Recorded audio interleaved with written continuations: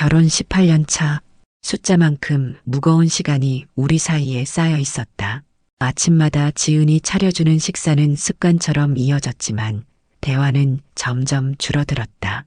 아니, 사라졌다고 해야 맞을지도 모른다. 회사에서 돌아오면 지은은 이미 자신의 방에서 휴대폰을 보고 있었고 주말에도 각자의 시간을 보내는 게 당연해졌다. 언제부터 이렇게 됐는지 기억조차 나지 않는다. 서진아, 오늘 저녁에 동창회 있어서 늦을 거야. 아침을 먹으며 지은이 무심코 던진 말에 고개를 끄덕였다. 요즘 들어 동창회가 부쩍 많아졌지만 굳이 묻지 않았다. 묻는다고 달라질 것도 없고 대답을 듣는다고 해서 우리 사이가 나아질 것도 없으니까. 그래, 조심해서 다녀와. 식탁 위에 놓인 신문을 넘기며 무덤덤하게 대답했다. 지은은 한 번 더 말을 걸려다가 그냥 자리에서 일어났다. 창밖으로 가을비가 내리고 있었다.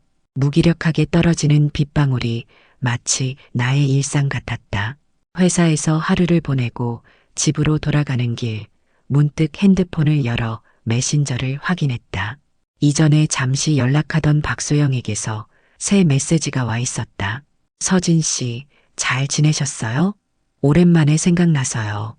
손가락이 잠시 키보드 위에서 맴돌았다. 지은과 소원해진 관계는 벌써 몇 년째였고 그동안 외로움을 달래기 위해 여러 사람들과 메시지를 주고받기도 했다. 딱히 불륜까지는 아니었지만 다른 여성에게 마음의 위안을 구하는 것이 옳은 일은 아니라는 걸 알고 있었다. 그래서 대부분 얼마 지나지 않아 관계를 정리했다. 소영과도 반년 전 더 이상 연락하지 않기로 했었는데, 네, 잘 지내고 있습니다. 소영 씨는 어떻게 지내세요? 답장을 보내고 바로 후회했다. 왜 대답한 거지? 스스로에게 물었지만 마음 한구석에서는 알고 있었다. 지은과의 관계가 너무 메말라서 누군가와의 따뜻한 대화가 간절했던 것이다. 현관문을 열자 집안이 어두웠다. 시계는 이미 밤 10시를 가리키고 있었다.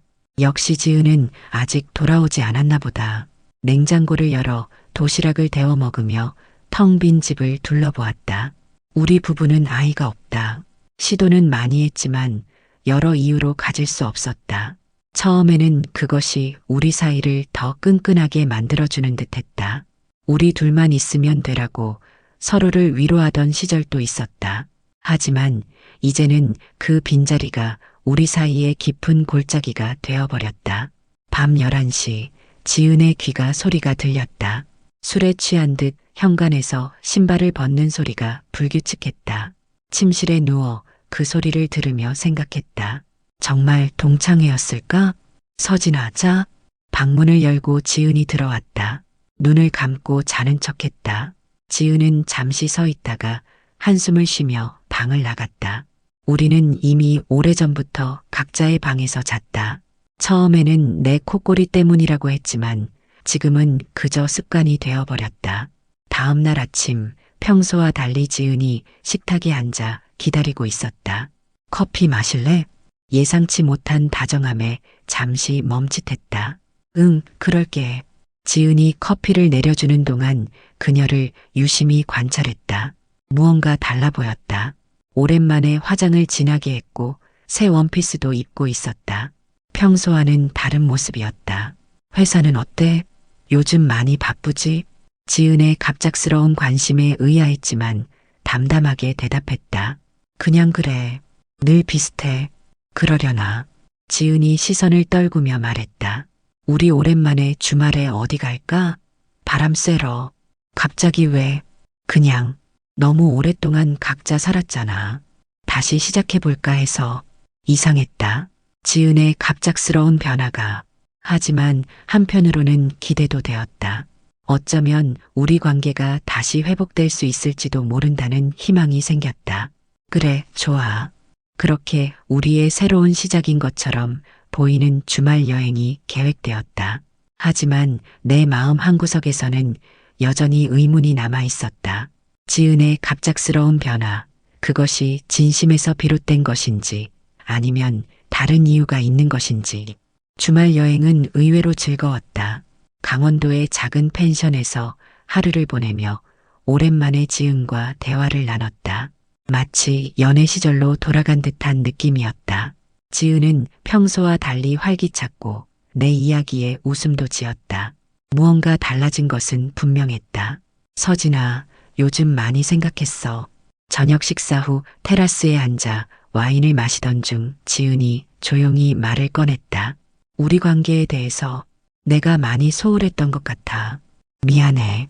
예상치 못한 사과에 당황스러웠다. 그동안 대화가 단절되어 있었지만 서로에게 미안하다는 말을 한 적은 거의 없었다. 아니야. 나도 마찬가지였어. 지은은 잠시 고개를 숙이더니 내 손을 잡았다. 따뜻한 손길이 낯설게 느껴졌다. 얼마나 오랜만에 느끼는 온기인지. 우리 다시 시작해보자. 제대로. 그날 밤 오랜만에 같은 방에서 잠을 청했다. 어색했지만 한편으로는 마음이 따뜻해졌다. 오래 잊고 있던 감정이 서서히 깨어나는 것 같았다. 집으로 돌아온 후 지은의 변화는 계속되었다. 아침마다 정성스레 차려진 식사와 출근길에 건네는 다정한 인사. 퇴근 후에는 함께 TV를 보며 하루 일과를 나누었다. 지은의 모습이 마치 우리가 처음 만났을 때로 돌아간 것 같았다. 그러나 기쁨도 잠시, 이 변화가 너무 갑작스럽다는 생각이 들었다. 무슨 이유가 있어서 이렇게 달라진 걸까? 혹시 내가 모르는 무언가가 있는 걸까? 소영과의 메시지를 알게 된 걸까? 하지만 그건 단순한 안부 인사에 불과했고 나는 그 이후로 더 연락하지 않았다. 한 달이 지난 어느 날 아침 지은이 흥분된 표정으로 화장실에서 나왔다. 서진아, 나 임신한 것 같아. 손에는 임신 테스트기가 들려 있었다. 두 줄이 선명하게 나와 있었다. 순간 세상이 멈춘 것 같았다. 임신이라고? 우리는 10년 넘게 아이를 가지려 노력했지만 실패했다. 나이 43세 갑자기 임신이라니? 정말? 어떻게? 지은은 눈물을 글썽이며 내게 안겼다. 기적이지. 우리가 다시 시작하려고 노력한 게 하늘에 닿은 걸까? 혼란스러웠다. 물론 기쁘기도 했다. 하지만 무언가 이상했다. 우리가 다시 가까워진 건 사실이지만 솔직히 그렇게 자주 관계를 가진 것도 아니었다. 아니, 정확히 말하면 한 번밖에 없었다. 그것도 한 달도 채 안 된 일이었다. 병원에 가봐야겠다. 정확한 검사를 받아봐야지. 지은은 신이 난 표정으로 고개를 끄덕였다. 그래, 오늘 당장 예약할게. 지은이 전화를 걸기 위해 방으로 들어간 사이 나는 달력을 찬찬히 살펴보았다. 마지막으로 우리가 관계를 가진 날부터 계산해보니 임신 테스트기에 반응이 나올 만큼 시간이 지나지 않았다. 최소 3주 정도는 지나야 하는데 우리는 고작 2주 전이었다. 가슴이 답답해졌다. 무언가 맞지 않았다. 지은의 갑작스러운 변화, 그리고 지금의 임신 소식까지. 혹시? 생각만 해도 끔찍한 의심이 고개를 들었다. 병원에 동행하기로 했다. 의사는 초음파 검사 후 임신 5주차라고 했다. 5주? 계산이 맞지 않았다. 우리가 다시 가까워진 건 기껏해야 2주 전이었다. 그 전에는 서로 거의 접촉도 하지 않았다. 집으로 돌아오는 길, 묵직한 침묵이 차 안을 가득 채웠다. 지은은 창밖만 바라보며 아무 말도 하지 않았다. 나는 운전대를 꽉 쥐고 생각했다. 이 아이는 정말 내 아이일까? 의사 선생님이 임신 5주라고 했어. 마침내 입을 열었다. 지은은 잠시 굳은 채로 있다가 간신히 대답했다. 응, 우리가 여행 가기 전에. 말끝을 흐렸다. 거짓말이었다. 여행 전에 우리는 서로 말도 거의 하지 않았다. 관계는 더더욱 없었다. 지은아, 정말 내 아이가 맞아? 차가 빨간 신호에 멈췄을 때 물었다. 지은의 얼굴이 창백해졌다. 눈에서는 눈물이 흘러내렸다. 당연하지. 우리 아이야. 하지만 그녀의 목소리에는 확신이 없었다. 손이 떨리고 있었다. 무언가 숨기고 있다는 사실을 직감적으로 알 수 있었다. 다음 날은 일부러 회사에 조퇴를 냈다. 지은이 병원에 간다고 나간 틈을 타 집안을 샅샅이 뒤지기로 했다. 평소 같았으면 상상도 못할 일이지만 이제는 불가피했다. 진실을 알아야 했다. 먼저 지은의 서랍장부터 살폈다. 겉으로 보이는 것은 평범한 옷들과 소소한 생활용품뿐이었다. 하지만 맨 아래 서랍, 평소에는 잘 열지 않는 곳에서 작은 상자를 발견했다. 열어보니 영수증과 메모, 사진들이 있었다. 영수증 하나를 집어들었다. 강남의 고급 호텔 숙박비였다. 날짜는 한 달 전 지은이 동창회에 간다고 했던 날이었다.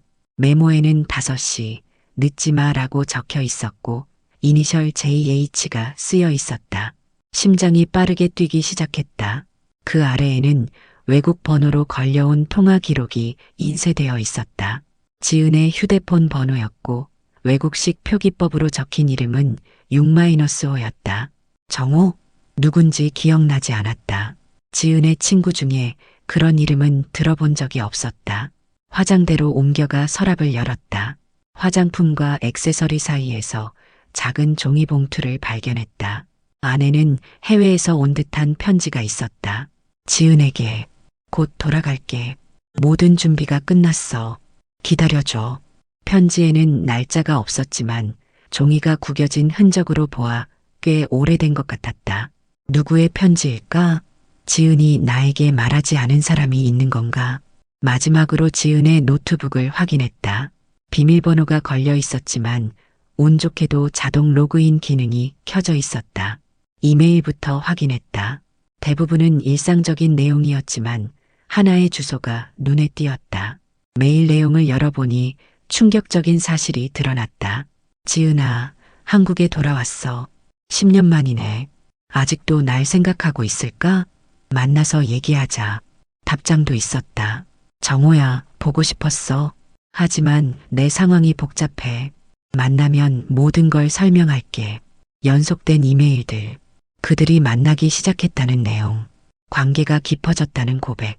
그리고 마지막 이메일에는 이제 어떻게 해야 할지 모르겠어. 서진이에게 말해야 할까? 라는 지은의 질문이 있었다. 모든 것이 명확해졌다. 지은은 바람을 피우고 있었다. 그리고 그 아이는 전화기를 들어 변호사에게 연락했다. 오래전 사업 관련해서 상담받았던 박 변호사였다. 박 변호사님, 김서진입니다. 혹시 시간 되시면 상담 좀 받고 싶은데요. 무슨 일이신지 여쭤봐도 될까요? 잠시 망설이다 대답했다. 친자 확인 관련 문의입니다. 전화기 너머로 잠시 침묵이 흘렀다. 네, 알겠습니다. 내일 오후 2시에 사무실로 와주시겠어요?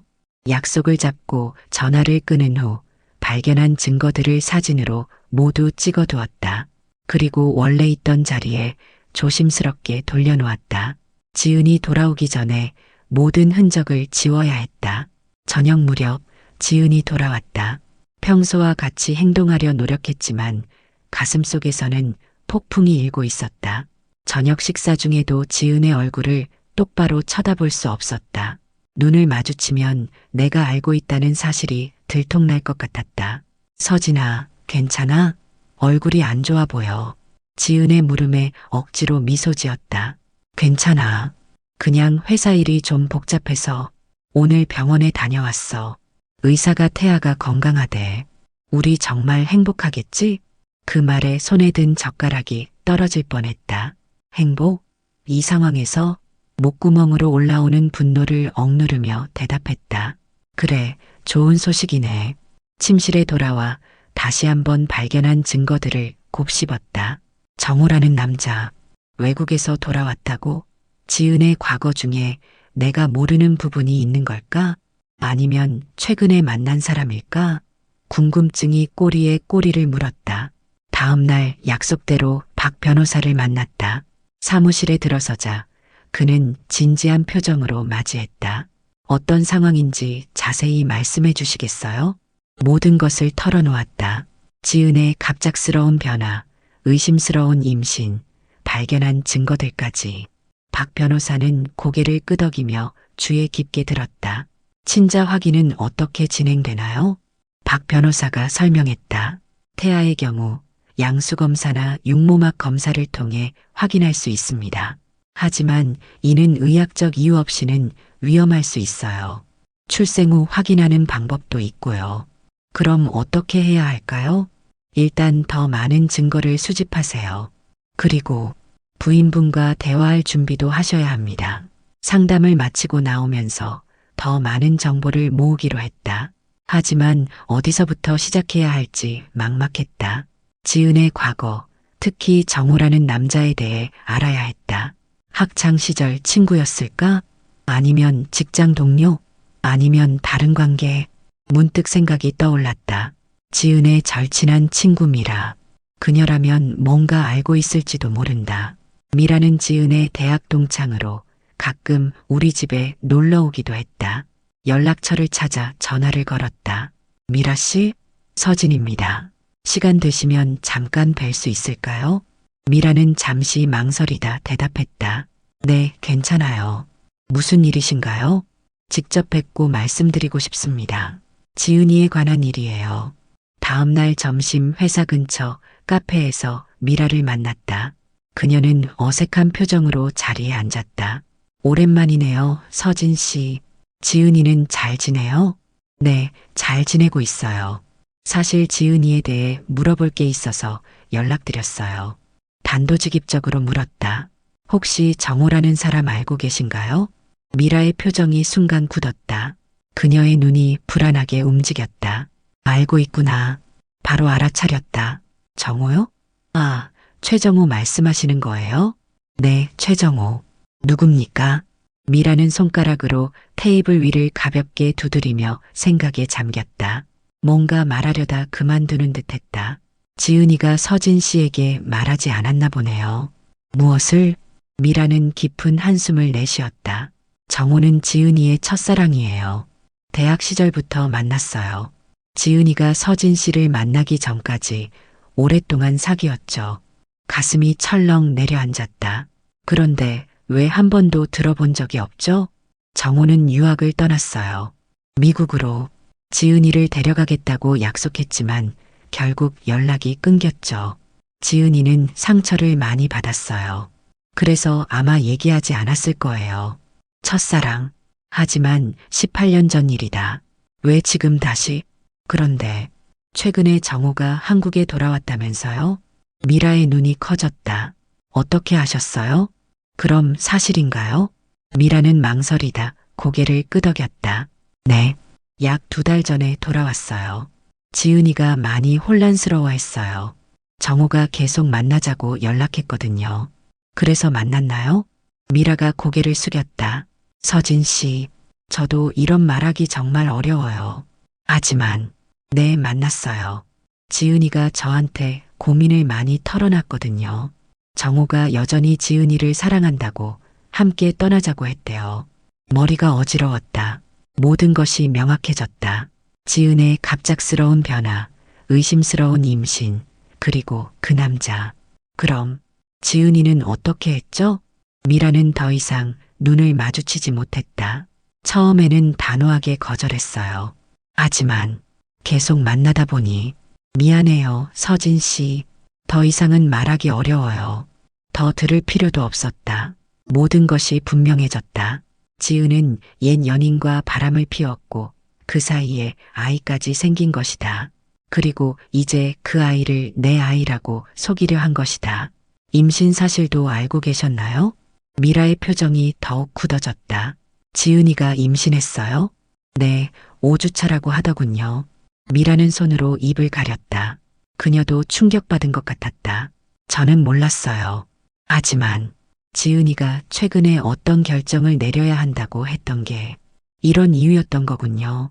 미라와의 대화 후 집으로 돌아가는 길에 머릿속이 복잡했다.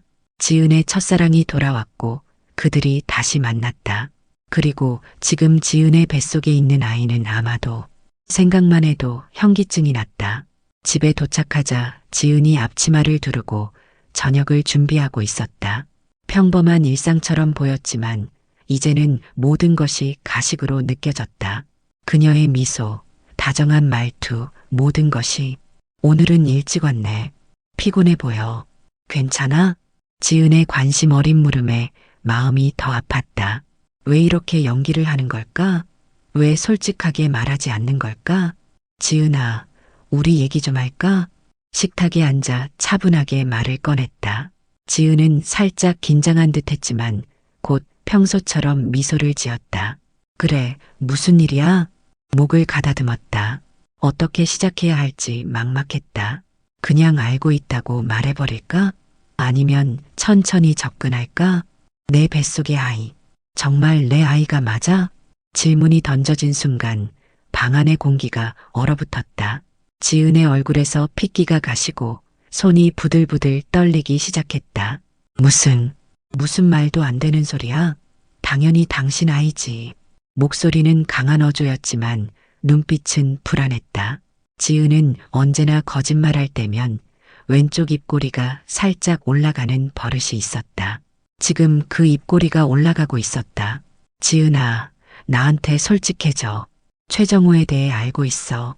그 이름을 말하자마자 지은의 얼굴이 하얗게 변했다. 그녀는 의자에 털썩 주저앉았다. 어떻게 알게 된 거야? 그게 중요한가? 중요한 건 내가 나한테 숨겨왔다는 거지. 지은의 눈에 눈물이 고였다. 서진아, 내가 설명할게. 이건 오해야. 정호는 그냥 뭐, 예대인? 지금은 뭐지?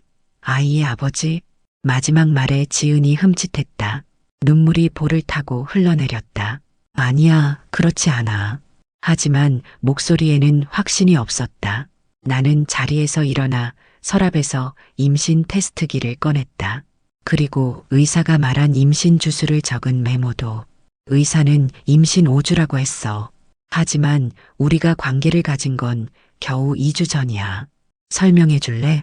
지은은 더 이상 부인할 수 없었다. 그녀는 얼굴을 양손으로 감싸고 흐느꼈다. 미안해. 정말 미안해. 침묵이 흘렀다. 가슴이 찢어지는 것 같았다. 18년 동안 함께한 사람이 이럴 수 있다니. 언제부터였어? 지은은 흐느끼며 대답했다. 정호가 2달 전에 돌아왔어. 처음엔 거절했어. 하지만 그가 계속 연락해왔고 나도 혼란스러웠어. 그래서 나한테 갑자기 다정하게 굴었던 거야? 양심의 가책 때문에? 지은이 고개를 끄덕였다. 그래, 내가 잘못했어. 당신에게 죄책감이 들었어. 우리 관계를 회복하고 싶었어. 그런데 벌써 다른 남자의 아이를 가지고 있었던 거지. 지은은 대답하지 못했다. 그저 계속 울 뿐이었다. 친자 확인 검사를 하려고 해. 지은의 눈이 놀라움으로 커졌다. 뭐라고? 태어나면 바로 검사할 거야. 결과가 나오면 모든 걸 끝낼 거야. 서진아, 제발. 이렇게 하지 마. 우리 다시 시작할 수 있어. 분노가 차올랐다. 다시 시작? 내가 다른 남자의 아이를 가지고 있는데 그 아이를 내 아이인 것처럼 속이려 했잖아. 지은은 더 이상 변명할 말이 없었다. 그저 고개를 숙이고 흐느낄 뿐이었다. 당장 짐을 싸. 오늘부터 내 방에서 자. 그리고 앞으로는 말 그대로 동거인으로만 지내자. 아이가 태어날 때까지. 지은은 애원하듯 내 손을 잡으려 했지만 나는 냉정하게 뿌리쳤다. 더 이상 그녀를 믿을 수 없었다. 오랜 세월 쌓아온 신뢰가 한순간에 무너졌다. 제발 마지막 기회를 줘. 정호와는 이미 끝났어. 다시는 연락하지 않을게. 이미 늦었어. 넌 이미 선택했잖아. 그 선택에 책임을 져. 불편한 동거가 시작됐다. 같은 공간에 살지만 서로 대화는 최소한으로 줄였다. 지은은 몇 번이고 대화를 시도했지만 나는 냉정하게 거리를 뒀다. 아이가 태어나기 전까지는 어떤 결정도 내리지 않을 것이다. 지은의 임신은 순조롭게 진행됐다. 배가 불러오는 모습을 볼 때마다 마음이 복잡했다. 그 뱃속의 아이가 내 아이였다면 얼마나 행복했을까. 하지만 현실은 잔인했다. 출산 예정일이 다가오면서 긴장감이 높아졌다. 친자 확인을 위한 모든 준비도 마쳤다. 박 변호사는 이혼 절차도 미리 알아봐 두었다. 결과에 따라 즉시 진행할 수 있도록. 예정일보다 일주일 빠른 어느 밤 지은이 진통을 호소했다. 황급히 병원으로 향했다. 응급실로 들어가는 지은의 모습을 바라보며 묘한 감정이 들었다. 미움과 연민이 뒤섞인 감정. 긴 시간 후 의사가 나와 소식을 전했다. 축하합니다. 건강한 남자아이입니다. 감사 인사를 건넨 후 아이를 보러 병실로 향했다. 지은은 지쳐 보였지만 아이를 안고 행복해 보였다. 작은 생명체를 바라보니 마음이 흔들렸다. 내 아이가 아닐지도 모르는데 왜 이런 감정이 들까? 서진아 봐. 우리 아들이야. 지은의 말에 가슴이 아팠다. 고개를 끄덕이는 것이 정말 힘들었다. 아이의 얼굴을 살펴보았다. 솔직히 누구를 닮았는지 구분하기는 힘들었다. 갓 태어난 아기는 모두 비슷해 보이니까. 지은아, 검사는 내일 진행할 거야. 지은의 표정이 굳었다. 꼭 해야 해? 우리 아이를 보면 알 수 있잖아. 보는 것만으로는 확신할 수 없어. 과학적으로 증명해야 해. 지은은 더 이상 말하지 않았다. 그저 아이를 품에 안고 눈물을 흘렸다. 다음 날 병원 측에 친자 확인 검사를 요청했다. 간단한 구강세포 채취로 진행되는 검사였다. 결과는 3일 후에 나온다고 했다. 기다리는 3일은 지옥 같았다. 밤에는 잠을 이루지 못했고 낮에는 일에 집중할 수 없었다. 아이가 내 아이였으면 하는 작은 희망과 그렇지 않을 것이라는 냉정한 현실 사이에서 갈등했다. 마침내 결과가 나왔다. 검사실로부터 이메일이 도착했다. 떨리는 손으로 열어보았다. 친자 확인 결과 불일치. 예상했던 결과였지만 실제로 확인하니 가슴이 무너져 내렸다. 그래도 마지막까지 희망을 버리지 않았나 보다. 그 작은 아이가 내 혈육이었기를 바랐던 마음이 있었다. 지은에게 전화했다. 결과 나왔어. 집에서 이야기하자. 집으로 돌아가는 길 마음을 단단히 먹었다. 이제 모든 것을 끝낼 시간이었다. 더 이상의 거짓과 기만은 필요 없었다. 거실에서 지은이 기다리고 있었다. 아이는 침대에서 자고 있었다. 지은의 얼굴에는 이미 체념한 듯한 표정이 깃들어 있었다. 결과는 뭐래? 천천히 대답했다. 너도 알고 있잖아. 내 아이가 아니야. 지은의 눈에서 눈물이 흘러내렸다. 미안해. 정말 미안해. 이제 와서 미안하다고? 18년을 함께 했는데 이렇게 배신하다니. 지은은 고개를 숙였다. 처음부터 계획한 건 아니었어. 정말이야. 정호가 갑자기 나타났을 때 혼란스러웠어. 옛 감정이 다시 살아났고. 그래서 그게 이런 짓을 정당화할 수 있어? 박 변호사와의 미팅에서 모든 절차를 논의했다. 이혼 소송과 함께 상간자 위자료 청구도 진행하기로 했다. 친자 확인 검사 결과와 수집한 증거들은 모두 유리하게 작용할 거라고 했다. 서진 씨, 법적으로는 유리한 위치에 있습니다. 부인의 불륜 증거가 확실하고 아이의 친자 관계도 부정됐으니까요. 아이는 어떻게 되나요? 법적으로는 귀하의 친자가 아니라는 것이 확인됐으니 양육의 의무는 없습니다. 물론 부인과 생물학적 아버지에게 그 책임이 있겠죠. 이혼 소송을 제기한 날 지은은 마지막으로 애원했다. 눈물로 호소했지만 내 마음은 이미 굳어 있었다. 믿음이 무너진 관계는 회복할 수 없다고 생각했다. 서진아, 제발. 잘못했어. 한 번만 용서해줘. 정호는 이미 연락도 안 해. 이제 우리 둘이서 아이를 키우자. 내 아이가 아닌데 왜 내가 키워야 해? 내가 선택한 거잖아. 그 선택의 결과를 받아들여. 첫 재판일 법정에 들어서니 긴장감이 몰려왔다. 지은은 침통한 표정으로 변호사와 함께 앉아 있었다. 우리의 18년 결혼 생활이 이렇게 끝나다니. 한편으로는 슬펐지만 이미 돌이킬 수 없는 강을 건넌 상태였다. 재판은 예상대로 진행됐다. 내가 준비한 증거들은 모두 인정됐고 지은의 불륜 사실도 확인됐다. 재판장은 고개를 저으며 서류를 검토했다. 증거가 충분합니다.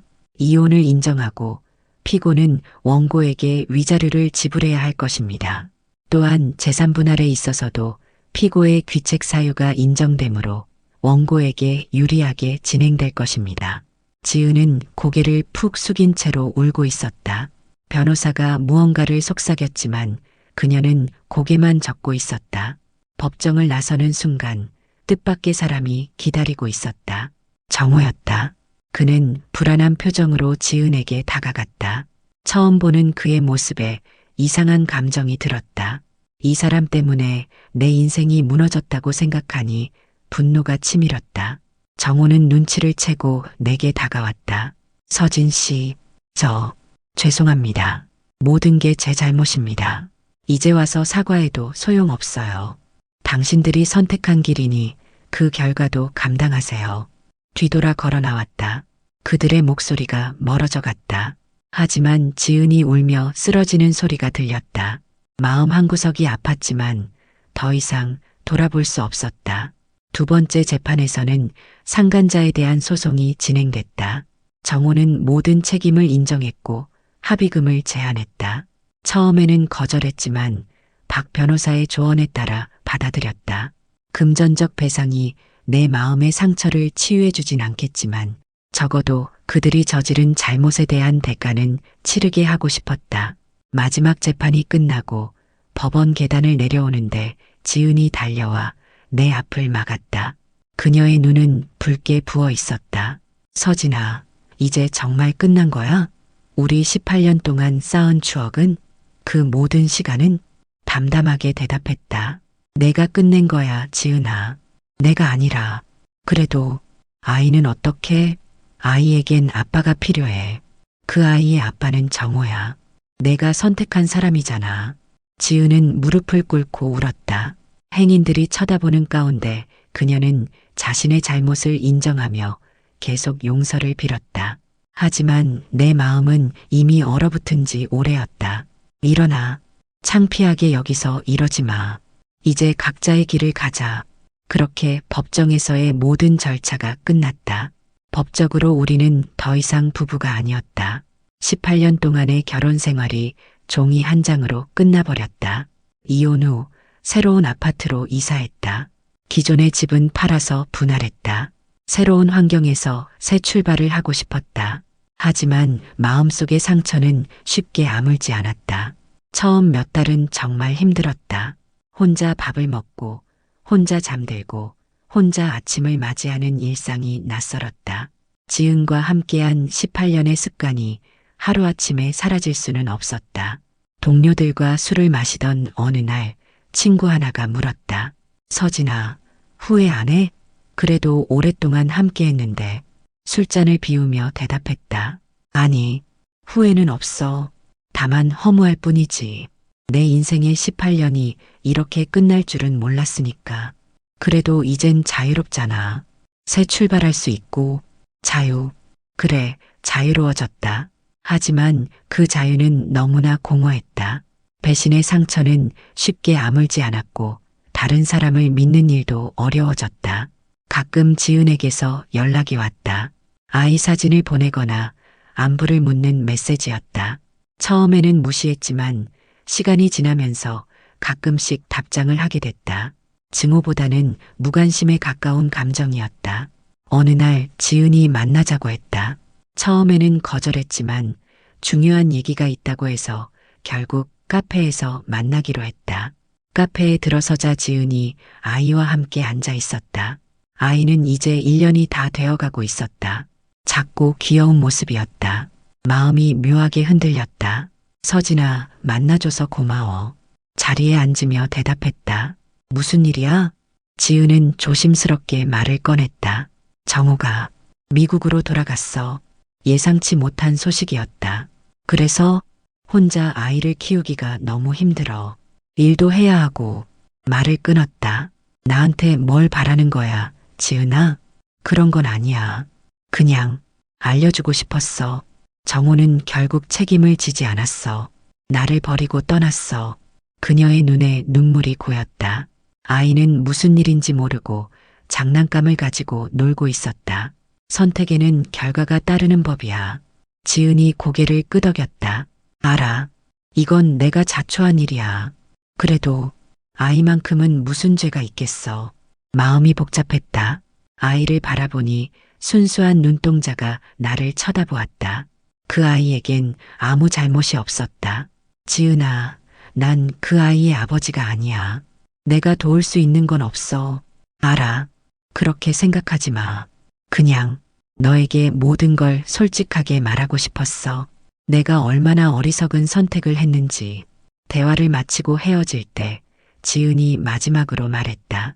서진아, 행복하게 살아. 넌 정말 좋은 사람이야. 내가 미련하게 그걸 몰랐던 거지. 집으로 돌아오는 길 마음이 이상하게 가벼워졌다.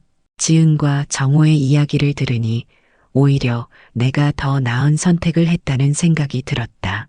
그들의 분류는 행복으로 이어지지 않았다.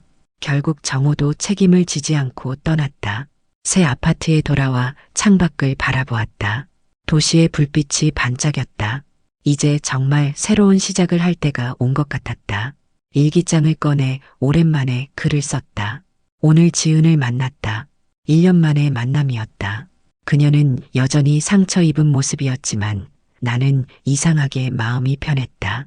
아마도 이제 정말 그녀를 용서한 것인지도 모르겠다. 용서가 아니라 그저 무관심일 수도 있다. 하지만 적어도 이제 그녀에 대한 증오와 분노는 사라졌다. 내 인생의 새 장을 열 준비가 된 것 같다. 창밖을 바라보며 생각했다. 때로는 가장 아픈 배신이 가장 큰 해방을 가져다 준다. 지은과의 18년은 내 인생의 한 챕터였다. 이제 그 챕터는 끝났다. 새로운 이야기를 시작할 시간이다. 다시 일기장을 펼쳐 마지막 문장을 적었다. 가끔 사랑이 인생을 망치기도 한다. 하지만 그 폐허 위에 다시 새로운 삶을 세울 수 있다. 나는 다시 시작한다. 이번에는 후회 없이.